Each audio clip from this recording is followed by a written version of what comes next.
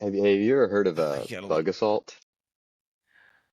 Bug assault? Is that the salt gun? It's worth the investment, dude. Like I watched Lauren the other day. It's like a look like a complete assassin. Uh, she, she was out she was out here with the bug assault gun. I have a video of it. She just murdering. I just was playing because I love the game. Like, crap, crap, and it's scary to me. It's really easy for the game to become a job. Glow sticks in his hands, whistle in his mouth. Man, kids out there playing the game, staying out of trouble, competing. I love it. So, don't know if you've heard, but one of your old stomping grounds, Taylor High School, apparently is about to be the next tech hub of America slash Texas. I've not heard about that yet. Interesting. Yeah, apparently Samsung is building like a mini factory town compound the size of 500 soccer fields. So, but And you spent Taylor, some time in Taylor. Yeah, in Dev, Taylor, Texas, home of the Ducks, fan favorite, what number one mascot in the state of Texas, right there, baby. once a duck, always a duck. It's what's interesting is like because you have Taylor there. I was there in when was I there? I think I was there in 16, 17. Yep. And then Hmm. you go 5 miles up the road and you go from being a duck to a hippo. I So mean, where else are you getting interest, that? interesting mascots to say the least. Um, but yeah, Hutto is Taylor's like your old school, um, been around forever, small town, and then Hutto is kind of the attachment that came along a few years later on. It's your newer town. Kids are starting to move there from Taylor. Taylor's always been around, but yeah, to go from Taylor to Hutto was Well, like, Hutto, go ahead. night and day. Yeah. Oh yeah. I mean, yeah, it's like, you know, 18th century to 19th century. I mean, just um, well, and Hutto's absolutely blowing up because it was just like a you know kind of an outskirt of like the greater Austin area, Round Rock. Like, I think the first time I went down there to see you was I think I met you in front of like Dell Diamond, the minor league park, and whatever. But yeah, to that's right. see that giant hippo statue in front of the high school, that's just I mean, you almost hit the trifecta too because you ventured down to New Braunfels ISD. You were almost a unicorn, but Yep, that's right. stayed over at Canyon. Yep. Um, but speaking of Hutto, because we've talked about Taylor a little bit. We talk like we've kind of gone through like your path, but there is something that I've completely forgot about, despite how memorable it is. Um, but if y'all don't know, Trenton's team at Hutto is one of the biggest reasons for the crackback rule Hmm. um, in high school football, in NCAA football, because Right. Texas follows NCAA rules. Yep. And whether they want to admit it or not doesn't matter because I saw the clip and I saw what happened to the rules the next year, and I'm firmly convinced that they are connected. So I'll make sure and add the clip on our socials. But if you Trenton, you want to walk us through that play because by the way, Yeah, that was one of the most loaded offenses I think you've ever coached. dude, that was a special team. Like that was a team. So to make a long story long, basically, there's a quarterback that I coached named Chase Griffin. He's currently at UCLA. Dude, I'm pretty sure he's like the speaker in the legislature for all college athletes in regarding of NIL. Um, Yeah, he's for like 2 or 3 years now. He's been like the like chairperson of the players NIL board or whatever it's called. yeah, he's a genius, literal genius, and he'll be the president one day if he wants. But anyway, so I started training him, I think in the eighth grade. And then by the time he was going to be a senior, that head coach at Hutto was going to retire. He calls me, "Hey, I'm going to retire. Um, they're going to hire, Brad LaPlante, and you're going to be the OC. Like, this is perfect." And so I took over, and they were like already an air raid offense at that time. I was more air raid, and so but they were loaded. DJ Baptist, Caleb Forrest, Chooks. I mean, dude, they had everybody, and it was one of those like, hey, just like don't go screw it up. And so we had a really good season. We were undefeated in the regular season, and then we ended up going to play. I think it was in the third round by Foster, and we got beat. Chase broke his hand in the second quarter because he checked the option. Anyway, but yeah, there You're was not bitter. You're not bitter. yeah, because we would win state, like we would have went to state, but yeah, I mean, again, goes back to the quarterback. Like a quarterback, you have a team. So anyway, we're playing. I think it was in the first round of the playoffs that year, and it was just a team, in inner city Austin. We were beating them pretty bad at this point. It was like already in the second quarter, and I want to say it was like a third and long or something like that. I don't know. We were backed up. Regardless, we call four verticals. When you have two D1 receivers, a D1 running back who's a scat back, just get five out. And so we call four verticals. Chase was really good about progression, check down, progression, check down. Goes through the progression, checks it down to Chooks, and DJ, who was on the right side of the field, he just finished running his, basically conversion hinge or go. He's coming back to block back. Now, mind you, like at the time, this block was legal, and it's going to look like on the clip, it's going to look like he led with his head, and he did not.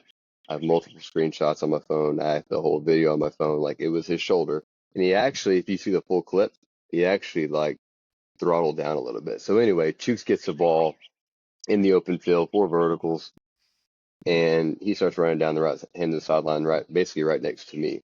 DJ comes back and crack blocks this guy. It's the hardest hit I've ever experienced in my life. Maybe the hardest I've ever seen in general.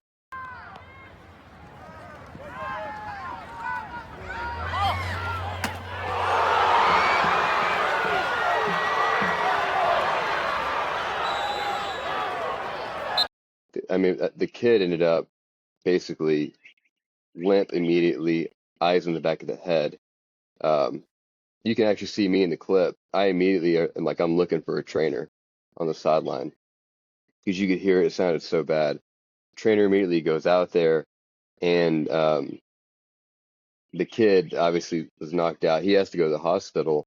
He had a couple broken ribs, maybe a broken collarbone. What was very interesting about the whole thing is that they ended up finding cancer on the kid that they wouldn't have found if he wouldn't have gone in to get the X-rays. So it ended up being kind of a blessing in disguise. But and DJ, after the fact, it was so bad, like he had to delete his social media. I mean, the hit got millions of views, and millions of people were watching it. Thousands of people were reaching out to him, like grown men threatening him.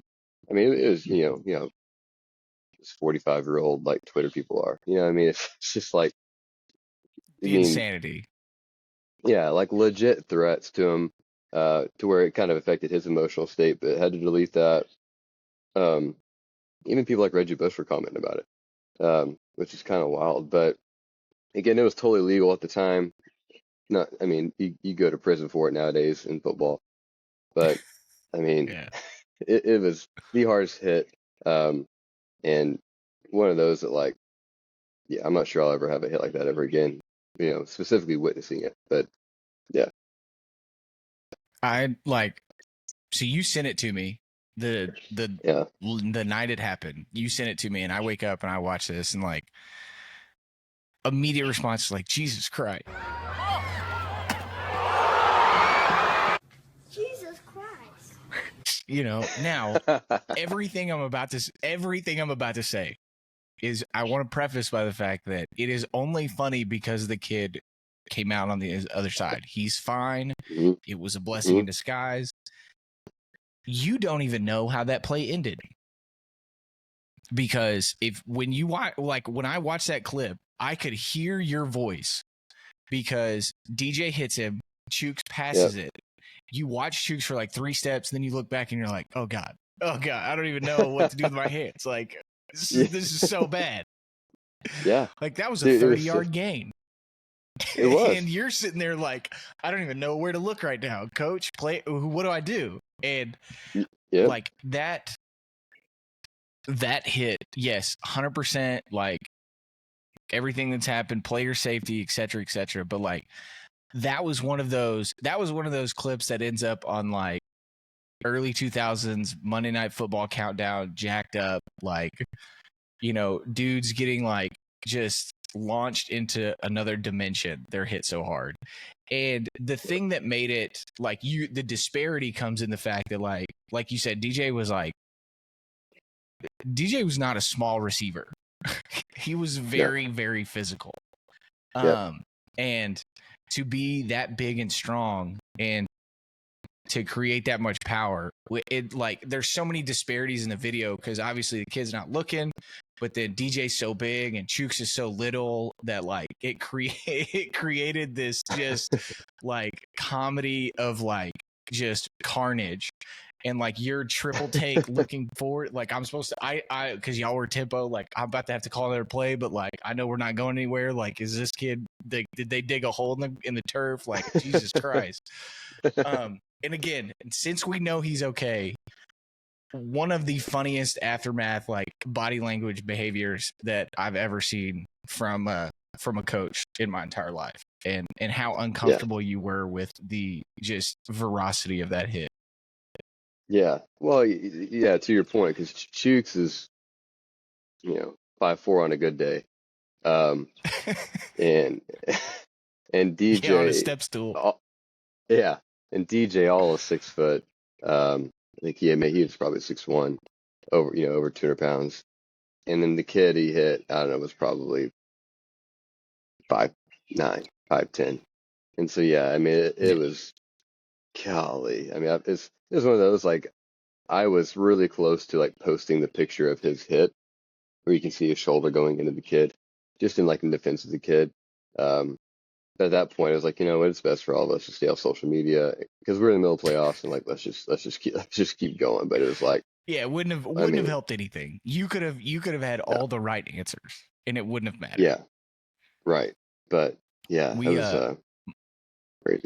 my first season at Salina, we had a big tight end, Bubba Nebeker. He went and played at Snow College, and he genuinely, with a passion, loved just absolute carnage, hard hits, like had great phenomenal, like he's 6'4". We'd send him on go balls and just be big, but then like he loved to just put his hand in the dirt and like hit people. And our defense was so good that year that like, I mean, I don't think we recorded double digit kickoff returns, Dude, y'all's team was and loaded. but he was on our starting tight end, all state tight end was on kickoff return for one reason and one reason alone. And it was just to absolutely destroy people. And we were playing Bridgeport, which at the time was a district ball game, and a coach that was over kickoff return put in like a cross block by the tight ends, like the second level guys, and it was the opening kickoff because we knew if we didn't get the opening kickoff, like our starting kickoff return wasn't going to get to play, and they cross blocked. And he sent this kid his name was probably, Josiah or something, like he, might have been 5'8", $130, and he's just running down at L4, like just trying to contribute to the team. And Bubba sent him into another universe. And we're 9 seconds into this game, and there's like a official's timeout for like 15 minutes. Kid ended up being okay. He definitely got a concussion, but like those things were so fun, not because like, oh, let's CTE everybody, but like the tone setter, to have a tone setter that's on the offensive side, like, dude, now you're just toying with people. Like when you don't Sure. have to wait for your hard hitting safety or your Mike linebacker, like when it's just a receiver or a tight end that's like, no, let's go mix it up. Like let's use this $500, $1,000 worth of equipment and let's go get nasty. That's the most fun because it did. Like if we were in a game where they actually like we were getting the opening kickoff and they gave us a returnable kick, when he got the opportunity to set the tone like that, game changer, absolute game changer. And there's a reason that happened on arguably the best team that you've ever coached, arguably the best team I've ever coached. Like there's a reason that the parallel of that, like those kids exist. Like you've got to have, there's certain things that you have to have in football that people don't like to talk about, but are absolutely necessary for the makeup of a great football team. Oh, I agree. And go ahead and talk about that first year just briefly because most people, they're new to the podcast, they don't realize like your first year coaching, you were like so spoiled. Um, it was Rotten. it's like going fishing and you'd never bass fished before, and all of a sudden the first fish you catch is an 8 pounder, and it's like, well, where am I supposed to go from here? You know what I mean? So you kind of screw yourself. So go ahead and talk about that. 100%. Like, and I joke with people all the time, like, just about how spoiled you get in that process. Now knew of Salina when I was playing, got to Baylor. Shout out Rodney Chadwick, made sure to tell me that them boys from Carthage, gave Salina the business his freshman year at Baylor. He was like, man, they're soft. My boys just did work on them in the state championship. I was like, they got like 8 of those. So you got them this year. But anyway, so like knew of Salina, then go to Tarleton, GA there, work with a guy, Coach Jacob Martin, who's now the defense coordinator, assistant head coach at San Angelo. Mm. And I think you showed me, because of Jacob, you were like, have you ever heard of Power, Passion, Glory, blah, blah, blah. Like watch the documentary. Jacob's in it. This is the craziest thing in the world. Well, fast forward, I get my teaching cert and I see a job posting on the coaches board, send an email, don't expect a reply. I get it. I make a fool of myself in the interview, somehow still get a job. That's a story for another day. But I get there and I was coaching slot receivers and we had an outside receivers coach that first year. And he pulled me aside a few days before 2 days started. He was like, listen, he goes, I'm going to keep this real simple for you.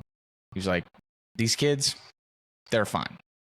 We return everybody but the quarterback from last year, essentially. And these kids know the playbook better than you. They show up every day. They work their tails off. You like teach them some technical receiver things that are going to make them better in the position. But other than that, make sure they're at pre-practice on time, make sure they get on the bus. And I was like, okay. And, week by week, like we play Liberty Christian first and like, it's a little bit back and forth. We work on some stuff and like, I'm a first year coach and we kind of touched on this. Like, I don't know what my boundaries are supposed to be. I don't know what I'm supposed to say. Like we're at halftime of the first game of the season. I'm like, I feel like we could play faster. He's like, well, I'm calling them as fast as I can. I was like, I know. I just feel like if we just one word something, if we just have a gas play, like if we just one word, so I feel like we can play, and that right there. Imagine like the first year guy on staff and you're the OC and you're like, hey man, been doing this a while. Shut your mouth. But like to the staff's credit, like as much as they probably want to punch me in the face, they didn't. And we were able to have dialogue and add some things. But the biggest reason we were able to do stuff like that and add things is because the kids were phenomenal. It would be week 7 and the team we're playing would show something completely different than what we had practiced. And we'd be like, hey, do you guys remember when we ran midline week 3 against that bear front? Yeah. Okay. Well, we're going to do that now. And we haven't repped it in a month. You guys good with that? Yeah. And then we run it and it averages like 7 yards a carry. And it's like, what? So I'm sitting there talking to you because at this time you were at Taylor. Mm-hmm. And like, I'm talking to you and it's like, I'm like, bro, coaching high school ball is easy. Like the kids show up early. They work really hard. They study the playbook. Like they remember everything. They don't get in trouble at class. this is great. I could do this forever. And lo and behold, we go on a run. We make it to the state game. Quarterback ends up breaking his arm. We lose the state game. But like, it set this unrealistic precedent to where I don't even have to leave Salina. But the next year, I was like, oh, so it's not like that. It's pretty close, but it's not like exactly like that every year. And that group of kids, man, like for that to be my first experience at the high school level, it's like you said, it's that feeling of like you go hunting and your first deer you ever shoot is like a trophy. Like you're chasing that for the rest of the rest of your life.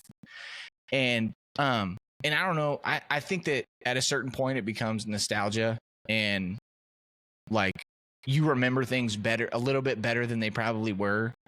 But I mean, the fact of the matter is, like, we're playing a semifinal game against Gilmer over in Mesquite, and it's like there's 18,000 people there, and they got a kid going to Texas, DeMarco Boyd, and we got just a bunch of hardworking kids that, none of them are going to win the 100-meter dash. Well, I say that. We actually did have a kid. But he only had like 10 tackles his entire high school career, but he did win the 100-meter dash, literally. But like, it was just the craziest thing where, and it wasn't like every game was a blowout. We play Argyle in non-district, and they're a top 10 team in a bigger division. And I mean, we win handedly. We rushed the ball for like almost 300 yards against them, against a Bear front. Really? We play Gilmer in the semis, and they go out like, I think like 21-3, because we turned the ball over a couple times in the first quarter, and we come back and win the game by 10 points. Like that team handled adversity well, along with being well prepared, great execution, great effort, all of those things. And at the time, not really realize it. What does he say in The Office? It's like, I wish we knew when we were in the good old days, like before they were over.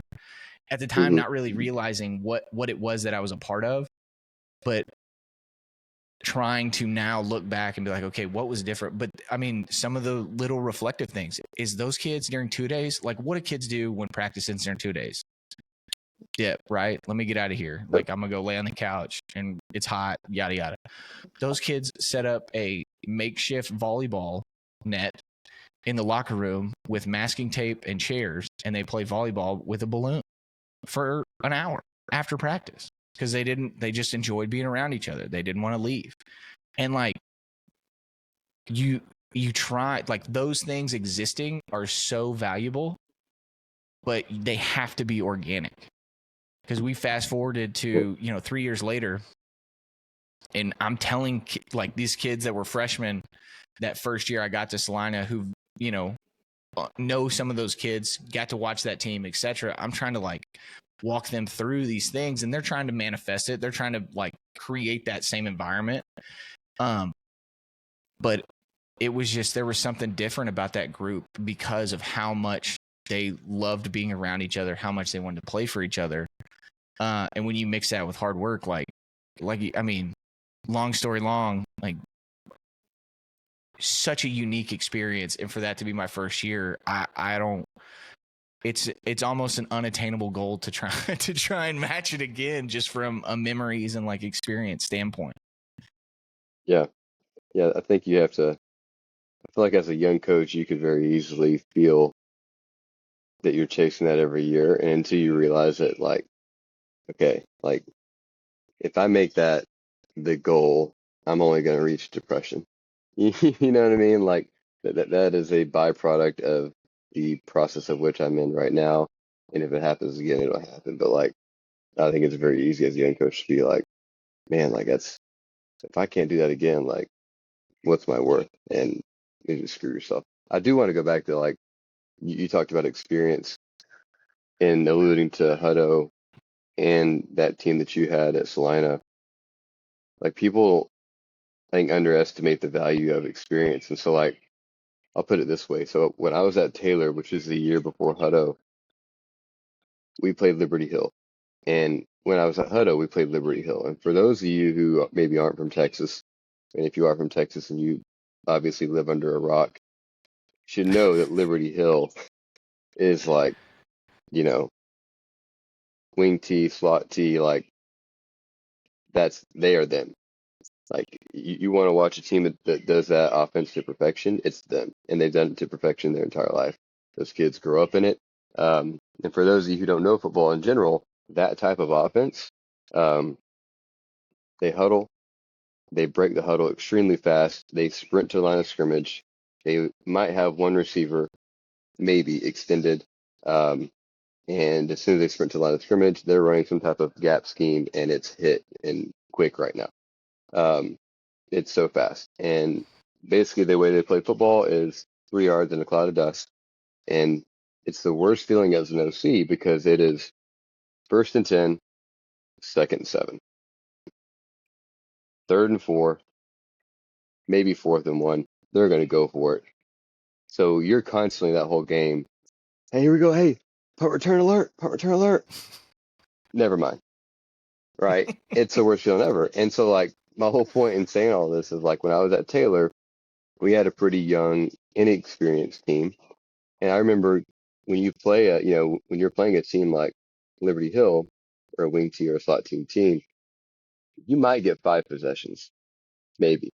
Um, and so those guys get really, really nervous knowing that like, okay, and including me, like, hey guys, if we have one bad possession where maybe we don't score or something like that, and because we are up tempo, we're 3 and out, like we're screwing our defense, A.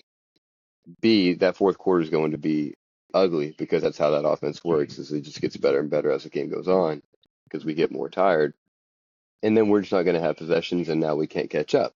Um, and so I was like super nervous with that team. You fast forward a year later, I have this extremely experienced team that's been there, done that. We're playing Liberty Hill, and it was a complete opposite feeling. It was like, we go out there, and if it's 3 and out, it's fine. Defense is going to be okay. We're going to go out there, and we'll probably score within 2 plays. And so at Taylor, it was like a battle back and forth, and you know, I think we got beat pretty handily. And then you go to Liberty Hill, it's actually a pretty good game. I think we ended up winning maybe in 52-51 in overtime, um, with complete Yeah, like different offenses from 7 overtimes.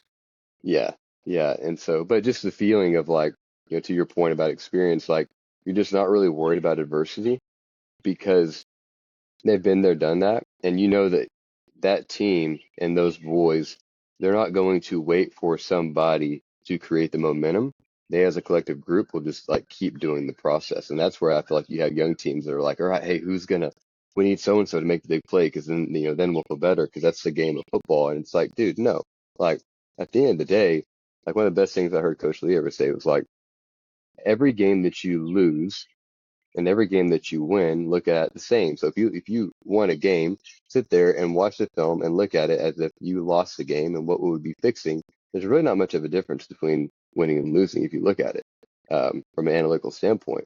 And it should be the same thing from an emotional standpoint with the kids. The problem is when you have inexperience, they allow that emotional roller coaster to pick them up and take them along. Where those teams like your Salina team or my Hutto team, I mean, it was yeah, they were emotional because the game of football is emotional, but like for the most part, it was like, nah, dude, we're good. We're gonna stay pretty even kill, and we are who we are, and we feel we need to ramp it up. We can ramp it up, but like, just unless you're very, very fortunate and lucky as a coach, you just don't get those teams a lot of times.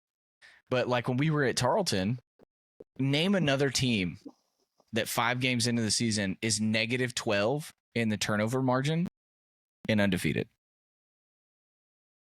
Like that Right, was my first year coaching defense, and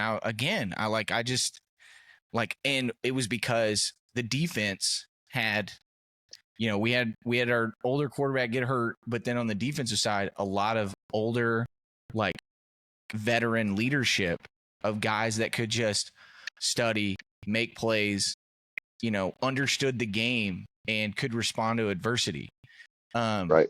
And I also know that year you were 21 years old, and I don't think a 21-year-old in the history of the world has ever consumed more BC powder than Trenton Kirkland did in 2013.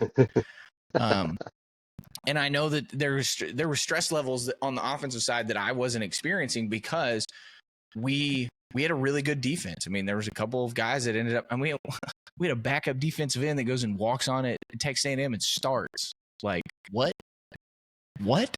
Jake You know, Blunt. we got a yeah, and we got a corner that gets drafted and plays, 4 or 5 years in the NFL. Like, there was just a lot of pieces on the defensive side that gave that veteran senior leadership that, I know that when Doyle went down, it created a little bit of a hole. Like, and I think that it's, again, like in the early years of your coaching career, you don't realize how important, how valuable that is.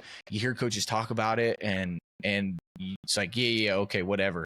But when I reflect back on, like, when I was at Baylor, like, there was a stark difference between how we handled adversity in 2009 versus how we handled it in 2011. Now, we didn't always handle it the best way, but in 2009, I'm standing on the sideline for an afternoon kickoff against Nebraska, and Dominican Sue and Will Compton, and I was like, man, like, I'm just saying, if everything goes right, we got a chance. But if that man figures out how to beat our offensive line, it's gonna be a long day, And that was like the collective thought. We go that same year, Texas 2009, Texas plays in the national championship. We're playing Texas at home, and we get the ball. We're moving it down. We're running a little GT with our third string true freshman quarterback, like Nick Florence, out there trying to make things happen. We get down into the red zone, simple smash concept, and he throws the ball over the back pylon because it was man coverage. And Aaron Williams comes literally out of nowhere because the ball left his hand. I was like, touchdown, like, tie ball game. Here we go. And Aaron Williams comes out of nowhere and jumps off a trampoline and picks it off. And you're like, oh, okay. And then, I mean, the wheels fall off. Like, that one play, the wheels fall off.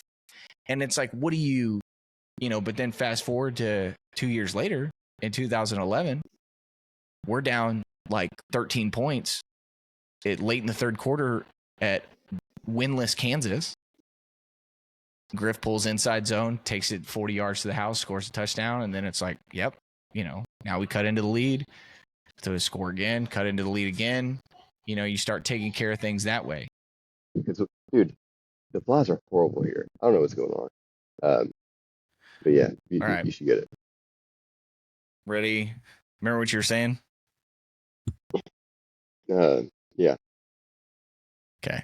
3, 2, 1. Yeah, because I feel like as an offensive coordinator, the way in which you call plays, like, it's your job to do a few things, multiple things, be able to analyze the defense, stick to the game plan, know what the kids have practiced, know what's going to work in that moment. But it's also important to know kind of how the kids are feeling and what's the feel and the emotion that's going on in the kids right now.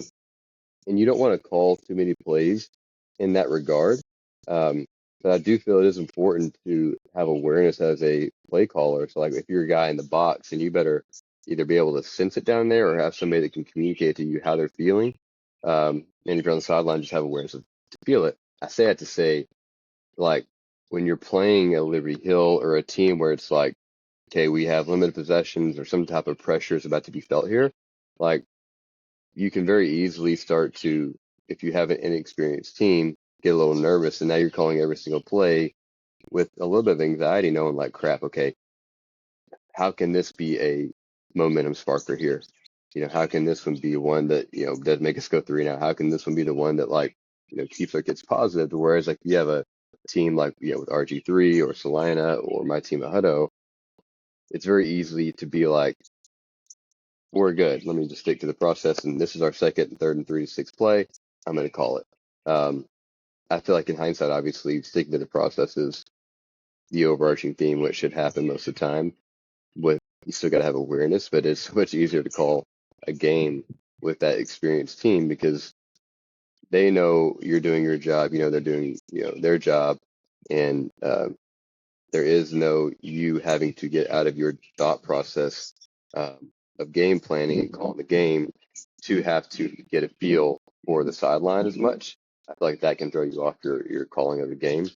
So, like, it's just funny to me whenever with the different years that you're with your teams that you have inexperienced versus experience, and like the feelings that it can give you because dude, it's so nice to have those Hutto or the Salina teams where it's just like, Dude, it's like whatever, like, cheating. we're good. Like, We call the next play. the next time we really had that feeling was in 21. and that team made a run. We made it to the semis, and it was a like second game of the year, and we go down 10-0 to Paris, and starting running backs out with COVID, and second or third possession of the game, our backup running back, who was another like should have been 1,000-yard kid, but has a ankle sprain. So I'm sitting there like, I got my third string running back play is a starter on defense, and my fourth string running back plays fullback, and like nobody's whatever, and we're down 10-0, backed up on our own 9-yard line, and we get a false start. So now we're backed up to our 6 or our 4, I mean, and there was never a level of like panic or anything because we had great senior producers, we had an experienced veteran quarterback, and we throw a 96-yard touchdown on a like freeze play, and it was like, all right, everybody's awake now, here we go, and we ended up winning that game by 18 or 20 points, and my fullback had like 40 yards rushing and 2 rushing touchdowns, and it's just, but that's what you like, kids just, we had adversity, nobody panicked, somebody needed to step in, nobody started wondering who was going to do it, they just did it. And when the kids have the makeup like that, like, and that's something that you have to foster in them, but they've got to then accept and be confident in themselves. Like, I can tell you all the time, like, don't freak out, DFO in the words of Kaz Kazadi. I can tell you that all the time, but there's a huge turning point from hearing it and knowing it versus applying it. And once you start to apply it, that's when those good teams become great teams. Correct. I totally agree.